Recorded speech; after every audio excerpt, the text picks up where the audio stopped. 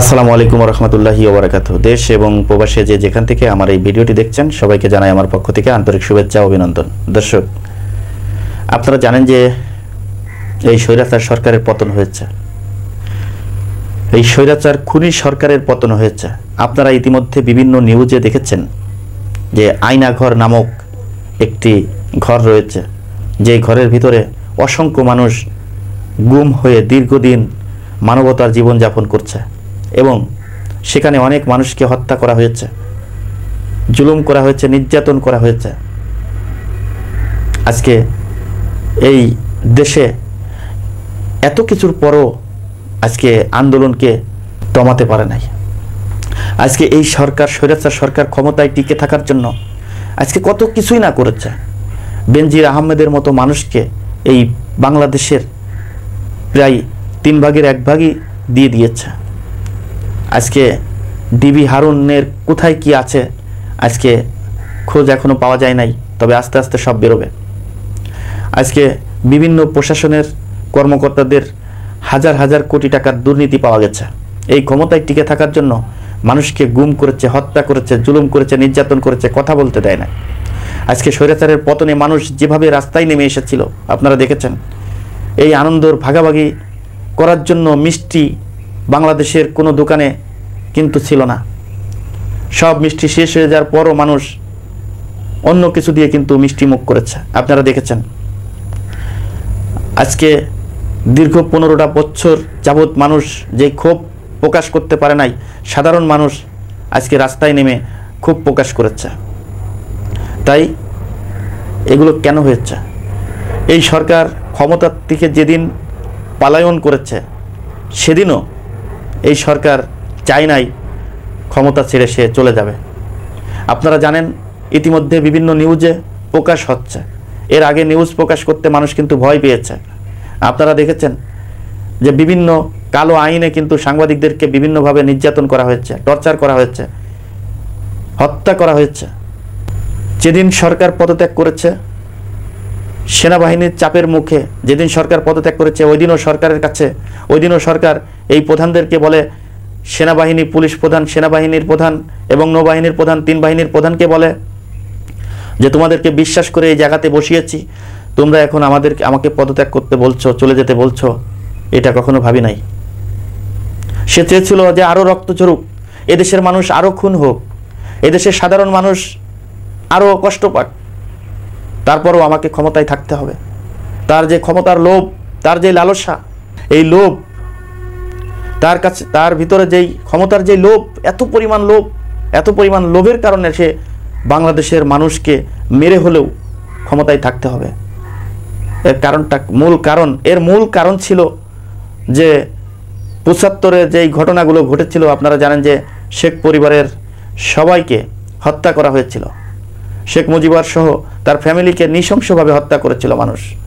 কেন করেছিল এটা বুঝতে হবে, এটা জানতে হবে।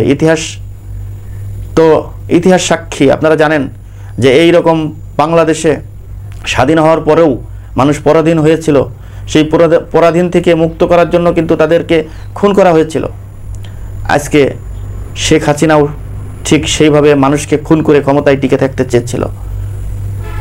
আপনারা আল্লাহর কাছে শুকরিয়া আদায় করেন, আল্লাহর কাছে 2 হাত তুলে মুনাজাতে কাঁদেন যে এই স্বৈরাচার, এই খুনি হাসিনা থেকে আমাদেরকে মুক্ত করেছে। একমাত্র এই খুনি হাসিনা থেকে মুক্ত করার আল্লাহ যদি না চাইতেন তাহলে কখনো এই খুনি হাসিনার কাছ থেকে মুক্ত করার কোনো সুযোগ ছিল না।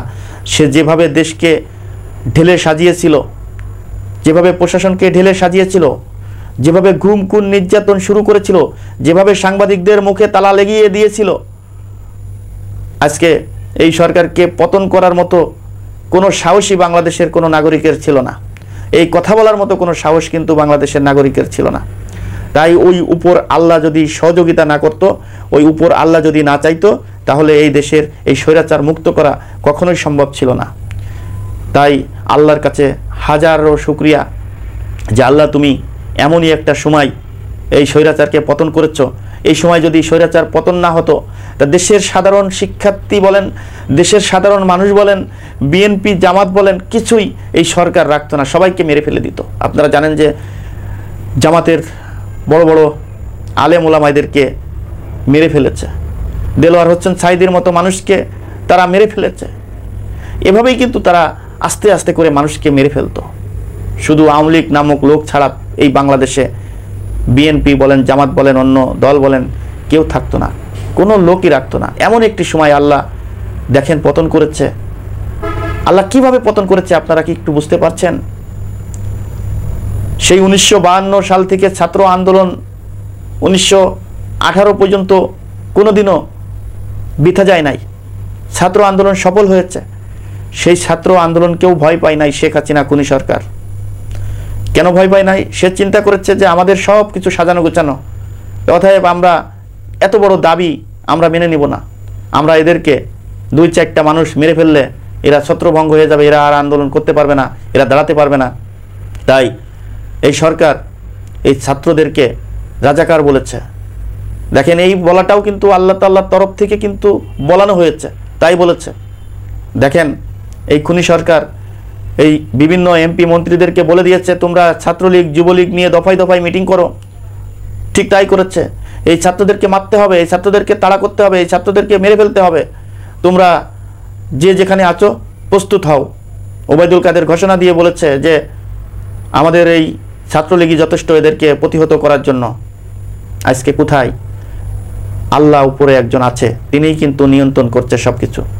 তাই জুলুমবাজকে কিন্তু আল্লাহ পছন্দ করে না, সেই আল্লাহ কিন্তু ব্যবস্থা করে দিয়েছে। পতন হওয়ার একদিন আগেই জামাতি ইসলামের মতো একটি দলকে নিষিদ্ধ করা হয়েছে। আপনারা দেখেছেন কত রকম নির্যাতন, আলেম ওলামাদের উপরে নির্যাতন করা হয়েছে, জুলুম করা হয়েছে। আজকে তাফসিরুল কোরআন মাহফিল, ওয়াজ মাহফিল করতে গেলে অনুমতি নিতে হয়। এই বাংলার ইতিহাসে এই সরকার সেটি দেখে দিয়েছে। আজকে আলেম ওলামাইরা কথা বলতে পারে নাই।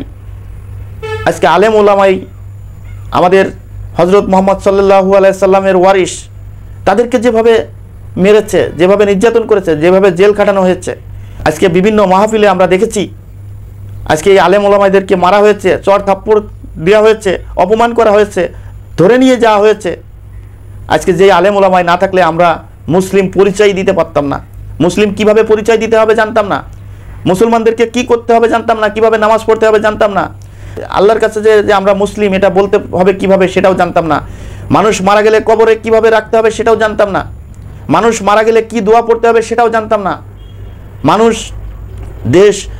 পৃথিবীতে মানুষ পরিচালিত মানে আল্লাহর আইন কিভাবে প্রতিষ্ঠিত হবে এগুলো জানতাম না। আজকে কলেমা কি জিনিস জানতাম না। আজকে এই আলেম ওলামাইদের কাছ থেকে আমরা শিখেছি, আমরা জেনেছি যারা নবীর ওয়ারিস। আজকে সেই আলেম ওলামাইদেরকে কিভাবে নির্যাতন করা হয়েছে।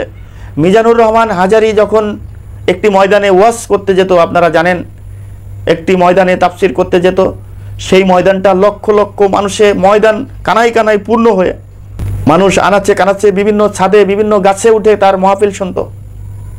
আজকে এটা দেখে এই সরকারের মনে একটি হিংসা জেগেছিল যে আমার থেকে জনপ্রিয়তা যেই হোক না কেন তাকে এই দেশে থাকতে দেওয়া যাবে না, তাকে এই দেশ থেকে সরিয়ে দিতে হবে।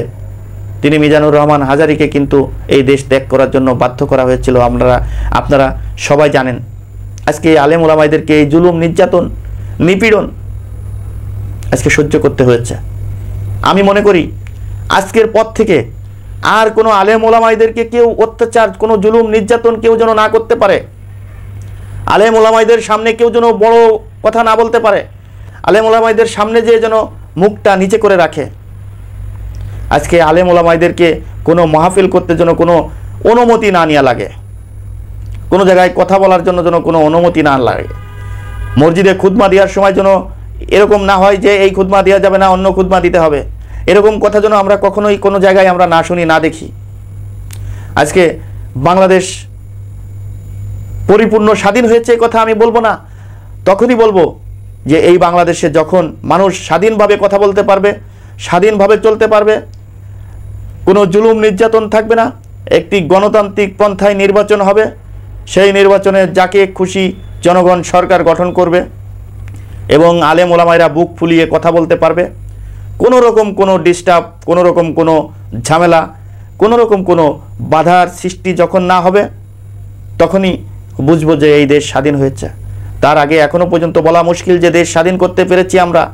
এত রক্তের বিনিময় এই মাত্র স্বৈরাচার পতন করেছি, কিন্তু দেশ এখনো পর্যন্ত স্বাধীনতা লাভ করতে পারি নাই। স্বাধীনতা লাভ করতে পারবো সেদিন, যেদিন 10 জন মানুষ একত্রিত হয়ে সরকারের বিরুদ্ধে কথা বলতে পারবে, যেদিন 5 জন মানুষ একত্রিত হয়ে সরকারের বিরুদ্ধে স্লোগান দিতে পারবে, কোনো বাধা আসবে না, কোনো বাধা সৃষ্টি হবে না। যখন সাংবাদিকরা প্রাণ খুলে লিখতে পারবে, যখন সাংবাদিকরা প্রাণ খুলে কথা বলতে পারবে, যখন সাধারণ মানুষ চায়ের দোকানে বুক ফুলিয়ে সরকারের সমালোচনা করতে পারবে, সেদিনই বুঝবো যে না, দেশ স্বাধীন হয়েছে। তার আগে আমরা বলবো না যে দেশ এখনো পর্যন্ত স্বাধীন। তাই আজকে এই দেশ স্বৈরাচার মুক্ত করার জন্য যে সমস্ত লোক শহীদ হয়েছেন, তাদের আত্মার মাগফিরাত কামনা করে, এবং ছাত্ররা যেভাবে অক্লান্ত পরিশ্রম করে যাচ্ছেন এবং দেশের ট্রাফিক ব্যবস্থা বলেন এবং দেশকে সুন্দর সাজানো বলেন, সাজানো গুছানো বলেন, পরিষ্কার বলেন, যাই কিছুই বলেন, যেভাবে ছাত্ররা এই দেশের সম্পদকে রক্ষা করছেন এবং দেশকে ভালোবাসছেন, দেশের সুশৃঙ্খল যেভাবে করা যায় সেভাবে রাস্তায় নেমে কষ্ট করছেন, তাদেরকে অসংখ্য ধন্যবাদ জানিয়ে এখানে বিদায় নিচ্ছি। আমি মোহাম্মদ মিতুল হোসেন। আসসালামু আলাইকুম ওয়া রাহমাতুল্লাহি ওয়া বারাকাতুহু।